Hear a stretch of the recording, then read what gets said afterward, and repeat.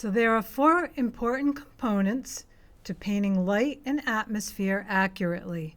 So if you're someone who really loves Monet, or you love color and you are looking to have impressionist paintings that are colorful, have depth and form, look real, but really have life in them, then understanding these four important components are important. So the first one that we're going to talk about briefly is hue. So hue obviously is the color of things. So in the terms of what's known as local color, the green trees, the blue sky, what we know colors to be called is what is called local color. But when we are going to paint like an impressionist like Monet or others of his day, we are looking for what's known as key color. And that is the color that atmosphere and light make or affect the local colors. So we have to some extent, throw away our preconceived ideas of what the color of an object is, or even that it is an object for that matter, and look at the actual color that we're looking at. So if you think of a tree being hit by sun on one side and the other side is in shadow, those are two different colors.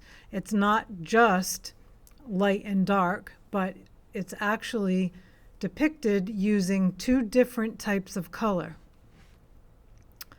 This is an example of a sunny day and a gray day with colored blocks. And even the gray tablecloth, you can see a vast difference in what the actual colors look like. So here we would consider this to be more the local color of the objects. It's pretty straightforward. There is light effect happening here, but it isn't as obvious as what's happening on the sunny day. So with the sunny day, we look at the top of this compared to the top of this, and there's quite a bit of difference. The tops of, like say, the yellow block on the sunny day versus the gray day, the saturation level, the warmth factor is enhanced with the sun shining on it versus the gray day. So we want to take into consideration what is this color and what is this color when we're painting different light situations. The next component is value. So colors have value. So if you look at this block, this blue block compared to the yellow block, compared to the white block, it's clearly darker. So value being simply the lightness or darkness of something, and it's obvious that the blue block is darker than the white block and also darker than the yellow block, but the yellow block is also darker than the white block. So there's variations and subtleties within nature and under different light conditions that have to be considered as it pertains to value. The next component, number 3, is saturation. Now, saturation can be really tricky because saturation is how much pigment there is. When you add white to something, you're lessening the amount of pigment. In the case of people who use black, which colorists usually don't use black, they use color to make their darks, but the level of color or brightness of the color is what determines saturation. So again, if you add white to something, that's going to take color out, which desaturates. If you even add a complement or another color into a color, that's going to lessen the brightness of that specific color, so it desaturates. This is a really good example of both value and saturation. So we look at this image right here and we see, the obvious colors, and you might want to determine, okay, so what is the saturation level or the value level of these different colors in relationship to each other? And that is a very important point right there, is that everything is relative. So let's take this yellow block. Compared to this gray tablecloth, it is 100% brighter and more saturated with color than this gray tablecloth. Now we look over here and the color has been taken out of this photo. Look what happens to that yellow block. It just fades right into that gray tablecloth. So what does it tell us?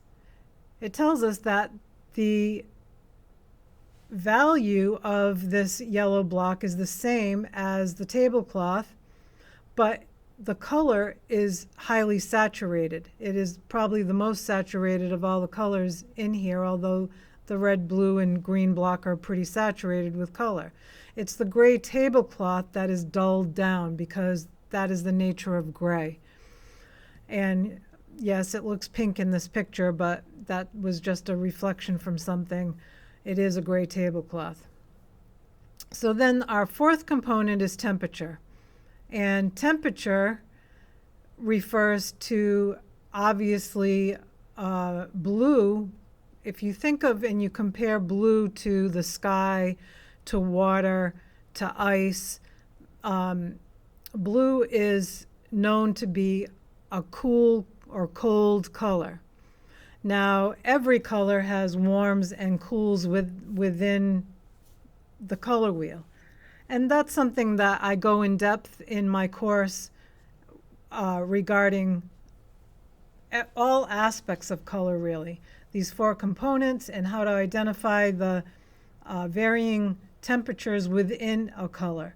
And it's important to know that, because if you're going to mix colors and you want to have a highly saturated mixture, you need to understand the components of the colors that you're mixing.